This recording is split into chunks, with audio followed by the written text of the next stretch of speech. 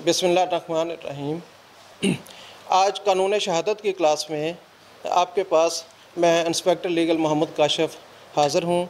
आपको आज हम कानून शहादत का लेसन प्लान नंबर 3 जिसमें के आर्टिकल 7 और 8 शामिल हैं वो पढ़ाया जाएगा। हम देखते हैं पहले आर्टिकल 7 में क्या चीज़ वजाहत करने की कोशिश की गई है। इसमें आर्टिकल 7 में पुलिस ऑफिसर को या सरकारी मुलाज़म को एक ऐसा तहफ़्फ़ुज़ दिया गया है या इख्तियार दिया गया है जिसको वो इस्तेमाल करते हुए अपने राज अफशा नहीं करता।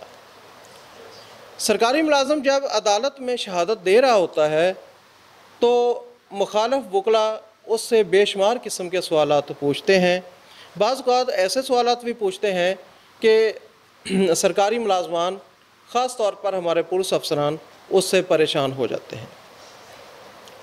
वकला सवाल पूछते पूछते बाज़ औक़ात ऐसे तरीक़ा से सवाल पूछते हैं या उन चीज़ों के बारे में सवाल पूछते हैं जो कि आपके पास बहसीयत सरकारी मुलाज़म खुफिया इत्तलाआत हैं।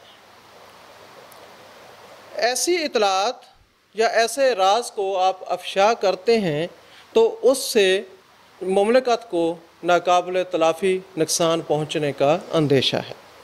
तो उस वक़्त आपको आर्टिकल 7 ये तहफ़्फ़ुज़ देता है कि आप ऐसे राज को अफशा ना करें।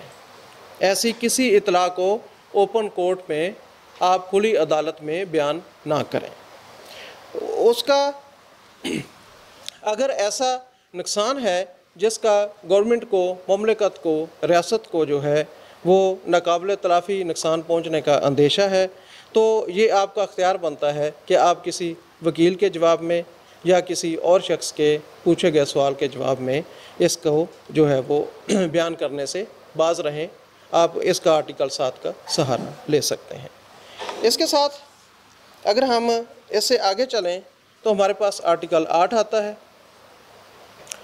आर्टिकल 8 में जो दिया गया है बयान, उसके मुताबिक ये मुखबर का नाम जो है वो पुलिस अफसर जो है वो खुफिया रख सकता है। उसको अदालत में जो है वो अफशा नहीं करेगा, उसका नाम ज़ाहिर नहीं करेगा। मुखबर जो है वो पुलिस ऑफिसर का या पुलिस डिपार्टमेंट का एक बहुत हमदर्द शख्स है। हमें हर गांव से, बस्ती से, आबादी से मुख्तलिफ़ किस्म की इतलात बज़रिया मुखबर मिलती हैं और इनकी इतलात पर हम जो है वो कामयाब कार्रवाइयाँ करते हैं। ये जराइम को इंसदाद करने में, ख़त्म करने में हमारे लिए मुखबर जो है वो बहुत ज़्यादा मददगार साबित हुआ है। मुखबर को तहफ़्फ़ुज़ देने के लिए ये आर्टिकल जो है वो बनाया गया है। आर्टिकल 8 का बेसिक फ़लसफ़ा क्या है कि हम जो है वो मुखबर का तहफ़्फ़ुज़ करें। अगर हम मुख्तलिफ़ शहादतों के दौरान, मुख्तलिफ़ मुकदमात के दौरान मुखबर का नाम ज़ाहिर करना शुरू कर देंगे तो अब मुखबर की इत्तला पर जिन मुजरमान को हमने पकड़ा है, अगर वो कभी रिहा हो जाते हैं, ज़मानत पर आ जाते हैं, तो वो मुखबर को नुकसान पहुंचा सकते हैं। इस नुकसान से बचाने के लिए मुखबर को तहफ़्फ़ुज़ दिया गया है और आर्टिकल 8 जो ये किसी पुलिस अफसर को, किसी मजिस्ट्रेट को, किसी रेवेन्यू ऑफिसर को ये हक़ देता है कि वो मुखबर का नाम जो है वो अफशा ना करें। जी, अब आप आर्टिकल 7 और 8 के मतलब अगर कोई आपके ज़हन में सवाल पूछना चाहें तो वो पूछ सकते हैं। सर, ये जो आर्टिकल 8 में अफसर माल के बारे में कहा गया, तो अफसर माल का मतलब क्या है?